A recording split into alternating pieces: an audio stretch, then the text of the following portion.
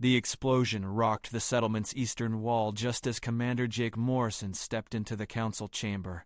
Dust rained from the ceiling, and the alien elders didn't even flinch. They'd grown used to the attacks over the past 3 months. Jake had stopped then. He'd brokered the ceasefire, negotiated the supply routes, and personally carried wounded colonists through gunfire to safety.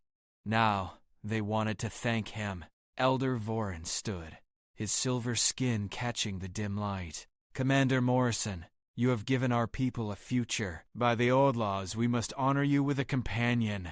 Jake smiled politely. He'd read about this custom. Many alien species gifted ceremonial animals to honored guests, probably something small and colorful. He could keep it in his quarters on the ship. 2 guards opened the far doors. She walked in, and Jake's breath caught. She was humanoid, impossibly so, but otherworldly in ways that made his chest tight. Her skin held a faint luminescence, pale blue like moonlight on water. Her eyes were too large, too bright, shifting between violet and silver. Dark hair fell past her shoulders, but it moved wrong, flowing like silken water even though the air was still. She wore simple white robes that seemed to glow from within. She was beautiful. She was alien, and she was walking straight toward him. "This is Lyra," Vorin said. "She will be yours." Jake stepped back. "What?" "She is your companion. The bond is our greatest gift. I can't accept a person." Jake's voice came out harder than he intended. "I thought you meant an animal. A pet." Lyra stopped 3 feet away. Her expression didn't change, but something flickered in those strange eyes. Hurt, maybe, or disappointment. "Commander Morrison," Vorin continued, "you misunderstand. Lyra is not property. She is a volunteer, the highest honor among our warrior caste. I don't care what you call it." Jake looked at Lyra, then back at the elders. "She's a living, thinking person. I won't treat her like a possession." Lyra spoke for the first time, her voice like wind chimes. "You believe you would own me. That's what they're saying, isn't it?" "No." She stepped closer. "You truly don't understand our ways." "Then explain it to me." Vorin gestured to the guards, who closed the doors. The other elders shifted uncomfortably. Outside, another explosion rumbled in the distance. Lyra's eyes locked onto Jake's. "Among my people, warriors who prove exceptional are chosen for the Sentinel bond. We train our entire lives for the possibility.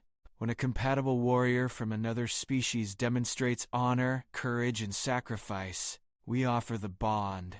It is not servitude, it is partnership." "Partnership?" Jake frowned. "You didn't choose me. They chose for you. I volunteered the moment you arrived." Lyra's intensity surprised him. "I have watched you for 3 months. I studied your tactics, your compassion, your willingness to bleed for people not your own. I requested this bond."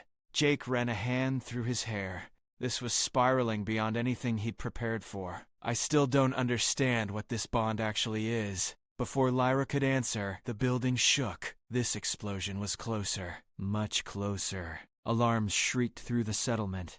Vorin's communication device flashed red. His face went pale, which Jake had learned meant terror for his species. "The Razak clan. They're attacking in force." "I thought we had a ceasefire," Jake said. "Not with them."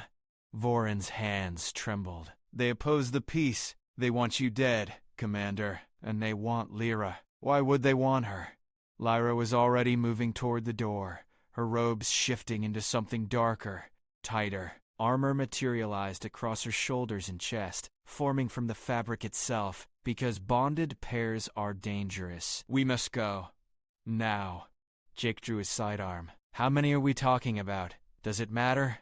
Lyra's voice was calm, but her eyes blazed. "They're killing civilians." That was all Jake needed to hear.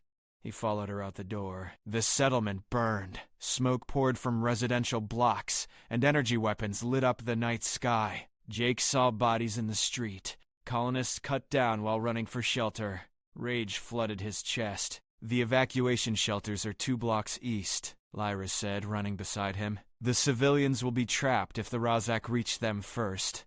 They sprinted through chaos. Enemy fighters poured through the breached wall, their armor black and red, weapons firing indiscriminately. Jake dropped 3 with precise shots, muscle memory taking over. Lyra moved like liquid mercury. She carried no gun, but when enemies came close, she struck with her bare hands. Each blow landed with impossible force, dropping armored soldiers instantly. She anticipated their movements before they made them, flowing around gunfire like she could see the future. "How are you doing that?" Jake shouted over the noise. "The bond," she called back. "Even partial. It heightens my abilities. We're not bonded. We are. Partially. The moment I chose you," it began. They reached the shelter entrance. A dozen Razak soldiers had the doors pinned down, firing at anyone who tried to escape. Inside, Jake could hear children screaming. "I'll go left. You go right," Jake said. Lyra grabbed his arm. Her touch sent electricity through his skin. "No. Together. Trust me." Something in her voice made him listen. They charged together, and everything changed. Jake felt her presence in his mind, not intrusive, but aware. He knew where she would move before she moved. When he aimed, he felt her guidance, sensed which targets she would engage. They flowed through the enemy like a single organism, 2 bodies with 1 tactical mind. Jake's shots found gaps in armor that should have been impossible to hit. Lyra moved to cover his blind spots without him calling for it. When one Razak soldier lunged at Jake's back, Lyra was already there, her strike crushing the attacker's helmet. In 90 seconds, all 12 enemies were down. Jake stared at his hands, heart pounding. "What the hell was that?" Lyra was breathing hard, her luminescent skin glowing brighter. "That was 10%, maybe less." 10% of what? Of what we could be. She met his eyes. "If you accepted the bond fully." The shelter doors opened. Terrified colonists poured out, parents clutching children, elders helping the wounded. They ran for the deeper bunkers, while Jake and Lyra provided cover. But Jake's mind was racing. That synchronization, that perfect tactical awareness, it was beyond anything he'd experienced. If that was 10%, what would full strength look like? "Why didn't you tell me this before?" he demanded. "Would you have believed me?" Fair point. More Razak soldiers appeared at the far end of the street, dozens of them, forming a firing line. "We need to fall back," Jake said. Lyra shook her head. "If we retreat, they'll slaughter the evacuees we hold here. That's suicide. Not if you trust me." The enemy opened fire. Jake and Lyra dove behind cover as energy bolts chewed through the walls. Jake returned fire, but they were massively outnumbered. His tactical training screamed that this position was untenable. Then Lyra touched his shoulder, and the world shifted. Information flooded his mind. Enemy positions, firing patterns, the exact timing needed to exploit gaps in their coverage. He saw the battlefield through her perception, a web of possibilities and probabilities. 3 seconds, Lyra whispered. "When I move, you fire at the left column. 3rd and 7th soldiers. Simultaneously. That's impossible. Not with me." She broke cover. Jake's body moved before his conscious mind caught up. His hands tracked both targets. His fingers squeezed the trigger twice in the span of a heartbeat. Both shots found their marks, collapsing the enemy's left flank exactly as Lyra had predicted. She swept through the opening like a storm. Soldiers fired at where she'd been, always 1 step behind. Jake provided covering fire, each shot guided by an awareness he couldn't explain. He felt Lyra's movements, knew where she'd be and what she'd need. They carved through the enemy formation in minutes. When the last Razak soldier fell, Jake collapsed against a wall, gasping. Lyra knelt beside him, barely winded. "You're starting to understand," she said softly. "That was more than tactics." Jake looked at her. "You're in my head, and you're in mine. That's the bond, Jake. My people evolved as empathic warriors. We sense the battlefield, predict enemy movements, coordinate instinctively. But we're limited alone. When bonded with a compatible partner, someone whose neural patterns synchronize with ours, we become something greater. And I'm compatible with you? Perfectly." Her eyes held his. 1 in a million. Maybe 1 in 10 million. The elders tested every human who came to this colony. You were the only match. Jake's head spun. This was so far beyond what he'd signed up for. The Razak know this, Lyra continued. They've been hunting bonded pairs for generations. We're too effective together. A single bonded pair can turn the tide of entire battles. That's why they attacked tonight. To kill you before the bond could fully form. How do we stop them? We can't. Not at partial strength. Lyra's voice dropped. I can hold them off long enough for you to evacuate. You need to leave this world, Commander. Return to your people. And what happens to you? I'll fight until I fall. It's what Sentinels do. That's not an option. It's the only option that keeps you alive. Jake stood, checking his weapon. You said the bond makes us stronger together, so we fight together. If you stay, you'll die. Then I die. He met her eyes. I didn't come here to abandon people who trust me, and I sure as hell won't abandon you. Something shifted in Lyra's expression. Her luminescence brightened, and Jake felt a surge of emotion that wasn't his own. Pride, hope, maybe something deeper. You would choose this? She asked quietly. Even knowing what it means? What does it mean? Full bond is permanent, Jake. Our minds will link completely. You'll feel what I feel. I'll know your thoughts. There's no separation, no privacy. We become two halves of one warrior. Jake should have been terrified. Every rational part of him screamed that this was too much, too fast, too alien. But he'd felt that connection in combat. He'd experienced what they could accomplish together. And more than that, looking at Lyra now, he saw someone who'd chosen him, who'd volunteered to stand beside him, to fight with him, to die with him, if necessary. Who was he to refuse that kind of loyalty?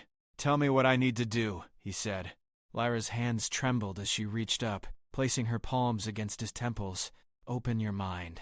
Don't resist. This will hurt. I'm ready. Her eyes flared, brilliant silver. Pain exploded through Jake's skull. Not physical, but deeper, like his consciousness was being torn apart and rebuilt. He felt Lyra's presence rushing in, her memories, her emotions, her entire being flooding into his mind. He saw her childhood, training from age 5 to become a sentinel. He felt her fear the first time she killed. He experienced her loneliness, watching other warriors bond while she waited, hoping for a compatible match that might never come, and he felt the moment she saw him. 3 months ago, covered in dust and blood, carrying a wounded colonist to safety. The instant recognition, the certainty that he was the one. Jake gasped, and his own memories poured into her. Earth, his military training, the friends he'd lost, the guilt he carried from missions gone wrong. Every fear, every hope, every moment that made him who he was. They stood there, hands connected, two minds becoming one. When the pain faded, Jake opened his eyes. The world looked different, sharper. He could sense life signatures in the buildings around them, distinguish between colonist and enemy. He felt Lyra's tactical analysis running parallel to his own, two streams of thought that complemented perfectly. I feel you, he whispered. And I feel you. Lyra's voice carried wonder. Fully, completely, we are bonded. Jake became aware of enemy forces converging on their position. Hundreds of them. The Razak had committed everything to this attack. They're coming for us, he said. Let them. Lyra smiled, fierce and bright. Let them see what happens when humanity bonds with the stars. They moved into the street. The Razak army poured through the settlement, a tide of black and red armor. They came with heavy weapons, armored vehicles, aerial drones. This wasn't a raid anymore. This was an extermination. Jake and Lyra stood in the center of the street, alone. Ready? Lyra asked. Jake felt her battle calm settle over him like a cloak. Ready. They charged. What happened next would be studied by military tacticians for generations. Jake and Lyra moved as one entity. They didn't need to communicate, didn't need to coordinate. Jake felt every enemy position through Lyra's empathic senses. She fought with the precision his military training provided. Together, they were perfect. Jake's shots never missed. Lyra's strikes never failed. They flowed through enemy fire like ghosts, always where the bullets weren't. When Razak's soldiers tried to surround them, they sensed the trap and shattered it before it closed. A drone swooped down, weapons blazing. Jake shot out its core while Lyra leaped impossibly high, tearing it from the sky with her bare hands. How it could have slipped outside of our perimeters. An armored vehicle rolled forward, cannon charging. They split, flanked it from both sides, and disabled it in seconds. The Razak kept coming, and Jake and Lyra kept fighting. Minutes stretched into an hour. Jake's ammunition ran low, but Lyra directed him to fallen enemies, and he scavenged their weapons without breaking stride. His muscles screamed with exhaustion, but Lyra's endurance flowed into him, keeping him moving. They fought through streets, across rooftops, into buildings, and out again. Everywhere they went, they turned the tide. Colonists who'd been pinned down found their attackers suddenly engaged from behind. Evacuation routes that had been blocked opened as Jake and Lyra cleared them. The Razak commander finally understood what he was facing. He pulled his forces back, trying to regroup, but Jake and Lyra pursued. They hit the enemy command post like a hurricane.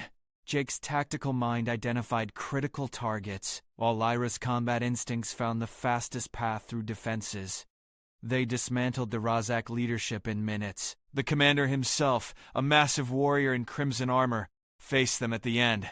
"You're an abomination," he snarled at Lyra. "Your kind shouldn't exist. We exist," Lyra said calmly, "because the universe needs bridges, not walls. Humanity is a disease. Bonding with them makes you traitors." Jake stepped forward. "Humanity doesn't fear those different from us. We embrace them, learn from them, grow stronger together. That's why you'll never beat us." The commander lunged. Jake and Lyra moved in perfect synchronization. They didn't just fight him, they dismantled him. Every attack he made, they'd already countered. Every strategy he tried, they'd anticipated. In 30 seconds, he was disarmed and on his knees. "Leave this world," Jake said quietly. "Tell your people what you saw here. Tell them what happens when they threaten those under our protection." The commander fled. Dawn broke over the settlement. The Razak were gone, their forces shattered. Colonists emerged from shelters, staring at the destruction in disbelief. They'd survived. Jake and Lyra stood in the street, surrounded by the evidence of impossible victory. Jake's uniform was torn and scorched. Lyra's armor was cracked in a dozen places, but they were alive. Elder Vorin approached slowly, his eyes wide. "I have never seen anything like that. Never even heard of such a thing." "That's the bond," Lyra said softly. "That's what we can be." Vorin looked at Jake. "You understand now? Why we offer this gift?" Jake looked at Lyra, feeling her presence in his mind, warm and constant. "I understand. What will you do now, Commander?" "Good question." Jake was military. He had orders, responsibilities, a chain of command waiting for his report. But everything had changed. He wasn't just a human officer anymore. He was bonded to an alien warrior, linked to her on a level deeper than anything he'd imagined possible. "I report back to Earth," he said, "and I tell them what happened here. They'll never believe it," Vorin said. "They will." Jake smiled. "Because Lyra's coming with me? We're going to show them what humanity can become when we stop fighting the future and start embracing it." Lyra's hand found his. Her thoughts touched his mind, questioning, hopeful. "You want this?" she asked silently. "I chose you," he answered the same way. "Now let me show Earth what that means." They walked toward the spaceport together, two warriors who'd become one. Behind them, the settlement began to rebuild. Ahead of them, the stars waited. Jake had thought they'd reward him with a pet. Instead, they'd given him a partner, a equal, someone who saw him completely and chose to stand with him anyway. The bond had changed everything, and humanity would never be the same. 3 months later, Jake stood in front of Earth's military council, Lyra beside him. The generals and admirals looked skeptical. Some looked hostile. Bonding with alien species wasn't in any regulation they'd written. "You're asking us to fundamentally change how we operate," General Hayes said. "To integrate alien warriors into our forces based on some mystical connection we can't measure or verify." "It's not mystical," Jake replied. Its tactical advantage we'd be fools to ignore. And if we refuse, Jake felt Lyra's steady presence in his mind. He thought about what they'd accomplish together, what they could teach others to accomplish.